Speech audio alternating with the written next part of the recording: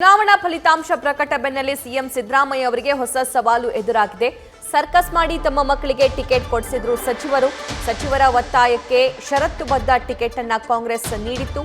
ಇನ್ನು ಸದಸ್ಯರ ಪರ ಫಲಿತಾಂಶ ಬಾರದೇ ಇರೋದ್ರಿಂದ ಸಚಿವ ಸ್ಥಾನ ತ್ಯಾಗದ ಷರತ್ತು ಕೂಡ ವಿಧಿಸಲಾಗಿತ್ತು. ಇನ್ನು ರಾಜ್ಯದಲ್ಲಿ 9 ಸ್ಥಾನಗಳಲ್ಲಿ ಗೆಲುವು ಸಾಧಿಸಿರುವ ಕಾಂಗ್ರೆಸ್ ಸಂಪುಟ ಪುನರ್ ರಚನೆಗೆ ಈಗ ಹಿರಿಯ ಶಾಸಕರು ಸಹಜವಾಗಿ ಆಗ್ರಹಿಸ್ತಾ ಇದ್ದಾರೆ. ಮತ್ತಷ್ಟು ಡೀಟೇಲ್ಸ್ ಅನ್ನ ನಮ್ಮ ಪೊಲಿಟಿಕಲ್ ಕರೆಸ್ಪಾಂಡೆಂಟ್ ಶಿವಪ್ರಸಾದ್ ನೀಡ್ತಾ ಹೋಗ್ತಾರೆ. ಶಿವಪ್ರಸಾದ್, ಬೆಳಗಾವಿಯಲ್ಲಿ ಮೃಣಾಲ್ ಹೆಬ್ಬಾಳ್ಕರ್ ಸೋತರು, ಬಾಗಲಕೋಟೆಯಲ್ಲಿ ಸಂಯುಕ್ತ ಪಾಟೀಲ್, ಅದೇ ರೀತಿಯಾಗಿ ಶಿವಮೊಗ್ಗದಲ್ಲಿ ಗೀತಾ ಶಿವರಾಜ್ ಕುಮಾರ್. ಸೊ ಈ ಎಲ್ಲ ಸೋಲಿನ ನಂತರ ಕಾಂಗ್ರೆಸ್ ಅಲ್ಲಿ ಏನೆಲ್ಲ ಬದಲಾವಣೆಗಳು ಆಗಬಹುದು? ಸಿಎಂಗೆ ಎದುರಾಗಿರುವಂತಹ ಸವಾಲನ್ನ ಹೇಗೆ ಎದುರಿಸ್ತಾರೆ? ಖಂಡಿತವಾಗಿ ಸಭಾ ಈಗಾಗಲೇ ನಿರೀಕ್ಷಿತ ಸ್ಥಾನಗಳನ್ನು ಗೆಲ್ಲದೇ ಇದ್ರೂ ಕೂಡ ರಾಜ್ಯದಲ್ಲಿ ಕಾಂಗ್ರೆಸ್ ಪಕ್ಷ ಅಂದರೆ ಒಂದು ಸಮಾಧಾನಕರವಾದಂಥ ಸ್ಥಾನವನ್ನು ಅಂದರೆ 9 ಸ್ಥಾನ ಕಳೆದ ಬಾರಿ ಚುನಾವಣೆಗೆ ಹೋಲಿಕೆ ಮಾಡಿದ್ರೆ ಈ ಬಾರಿ 9 ಸ್ಥಾನಗಳನ್ನು ಗಳಿಸಿದ್ದಾರೆ.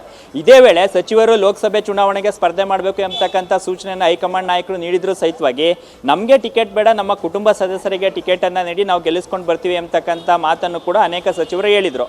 ಅದೇ ರೀತಿಯಲ್ಲಿ ಟಿಕೆಟ್ ಕೊಡ್ತಕ್ಕಂಥ ಸಂದರ್ಭದಲ್ಲಿ ತಮ್ಮ ಕುಟುಂಬ ಸದಸ್ಯರಿಗೆ ಟಿಕೆಟನ್ನು ನೀಡ್ತೀವಿ, ಒಂದು ವೇಳೆ ಫಲಿತಾಂಶ ಏನಾದರೂ ವ್ಯತಿರಿಕ್ತವಾದಂಥ ಸಂದರ್ಭದಲ್ಲಿ ತೆಗೆದುಕೊಳ್ತಕ್ಕಂಥ ಕ್ರಮಕ್ಕೆ ಅಂದರೆ ಹೈಕಮಾಂಡ್ ಏನು ಸೂಚನೆಯನ್ನು ನೀಡುತ್ತೋ ಅದಕ್ಕೆ ತಾವು ಭದ್ರಾಗಿರಬೇಕು ಎಂಬತಕ್ಕಂಥ ಸೂಚನೆಯನ್ನು ಕೂಡ ಹೈಕಮಾಂಡ್ ನಾಯಕರು ನೀಡಿದರು. ಸದ್ಯ ಈಗ ಸಚಿವರಾಗಿರ್ತಕ್ಕಂಥ ಮಧು ಬಂಗಾರಪ್ಪ ಅವರ ಸಹೋದರಿಯ ಸೋಲಿನ ವಿಚಾರ, ಶಿವಮೊಗ್ಗದಲ್ಲಿ ಶಿವಾನಂದ ಪಾಟೀಲ್ ಪುತ್ರಿ ವಿಚಾರ, ಹಾಗೆ ಲಕ್ಷ್ಮೀ ಹೆಬ್ಬಾಳ್ಕರ್ ಅವರ ಪುತ್ರನ ಸೋಲಿನ ವಿಚಾರ ಕುರಿತಂತೆಯೂ ಕೂಡ ಕಾಂಗ್ರೆಸ್ ಪಕ್ಷದಲ್ಲಿ ದೊಡ್ಡ ಮಟ್ಟದ ಚರ್ಚೆ ಆಗ್ತಾ ಇದೆ. ಈಗಾಗಲೇ ಹಿರಿಯ ಶಾಸಕರುಗಳು ಕೂಡ ಲೋಕಸಭೆ ಚುನಾವಣೆ ನಂತರ ಸಚಿವ ಸಂಪುಟ ಪುನರ್ರಚನೆ ಮಾಡಬೇಕು, ನಮ್ಮನ್ನು ಸಂಪುಟಕ್ಕೆ ತೆಗೆದುಕೊಳ್ಬೇಕು ಎಂಬತಕ್ಕಂಥ ಮಾತನ್ನು ಕೂಡ ಪದೇ ಪದೇ ಸಿಎಂ ಅವರಿಗೆ ಮನವರಿಕೆ ಮಾಡ್ಕೊಳ್ತಕ್ಕಂಥ ವಿಚಾರದ ಜೊತೆಗೆ ಸಮಾನ ಮನಸ್ಕ ಹಿರಿಯ ಶಾಸಕರು ಸಭೆಯನ್ನು ಕೂಡ ಮಾಡಲಿದ್ದಾರೆ. ಈ ಕುರಿತಂತೆ ಅಂದರೆ ಸಚಿವ ಸಂಪುಟ ಪುನರ್ರಚನೆ ಮಾಡೋದ್ರ ಜೊತೆಗೆ ಏನು ಈಗ ಲೋಕಸಭೆ ಚುನಾವಣೆಯನ್ನ ಜವಾಬ್ದಾರಿಯನ್ನ ಹೊತ್ತಂತ ಸಚಿವರುಗಳಿಗೆ ಏನು ಹಿನ್ನಡೆ ಆಗಿದೆ ಅವ್ರನ್ನ ಕೈ ಬಿಟ್ಟು ನಮ್ಮನ್ನ ಪಕ್ಷದ ಆಧಾರದ ಮೇಲೆ ಅಂದರೆ ಹಿರಿತನ ಇರ್ಬೋದು, ಲೋಕಸಭೆ ಚುನಾವಣೆ ಹಿನ್ನೆಲೆ ಇರ್ಬೋದು, ಜೊತೆಗೆ ಜಾತಿವಾರು ಸಮುದಾಯವಾರು ನಮಗೆ ಪ್ರಾತಿನಿಧ್ಯ ನೀಡಬೇಕು ಎಂಬತಕ್ಕಂಥ ಆಗ್ರಹವನ್ನು ಕೂಡ ಮಾಡಲಿದ್ದಾರೆ.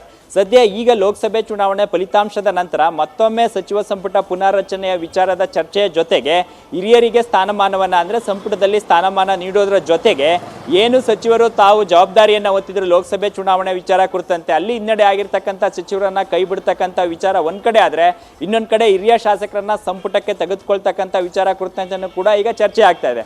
ಹಾಗಾಗಿ ಸಿಎಂ ಸಿದ್ದರಾಮಯ್ಯ ಈ ವಿಚಾರಗಳ ಜೊತೆಗೆ ಏನು ಮಾಡ್ತಾರೆ, ಈಗಾಗಲೇ ಸರ್ಕಾರ ರಚನೆ ವಿಚಾರ ಕುರಿತಂತೆ ದೆಹಲಿ ಮಟ್ಟದಲ್ಲಿ ಚರ್ಚೆ ಆಗ್ತಾ ಇದ್ದು ಸದ್ಯ ಈಗ ಸಿಎಂ ಸಿದ್ದರಾಮಯ್ಯ ಅವರಿಗೆ ಒಂದ್ ಕಡೆ ಸಚಿವ ಸಂಪುಟ ಪುನರ್ರಚನೆಯ ವಿಚಾರ, ಇನ್ನೊಂದು ಕಡೆ ಸಚಿವರನ್ನ ಕೈ ಬಿಡ್ತಕ್ಕಂಥ ವಿಚಾರ, ಜೊತೆಗೆ ಯಾರ್ಯಾರು ಹಿರಿಯ ಸಮಾನ ಮನಸ್ಕ ಹಿರಿಯ ಶಾಸಕರಿದ್ದಾರೆ ಅವರು ಯಾವುದೇ ಸಭೆಯನ್ನ ಮಾಡದೆ ಇರುವಂಥ ನಿಟ್ಟಿನಲ್ಲಿ ಎಚ್ಚರಿಕೆಯನ್ನು ವಹಿಸೋದ್ರ ಜೊತೆಗೆ ಅವ್ರಿಗೆ ನೀಡಿದಂಥ ಅಂದರೆ ಏನು ಅವರ ಬೇಡಿಕೆ ಇದೆ ಅದನ್ನು ಪೂರೈಕೆ ಮಾಡ್ತಕ್ಕಂಥ ನಿಟ್ಟಿನಲ್ಲಿ ಸಿಎಂ ಸಿದ್ದರಾಮಯ್ಯ ಯಾವ ನಿರ್ಧಾರವನ್ನು ಕೈಗೊಳ್ತಾರೆ.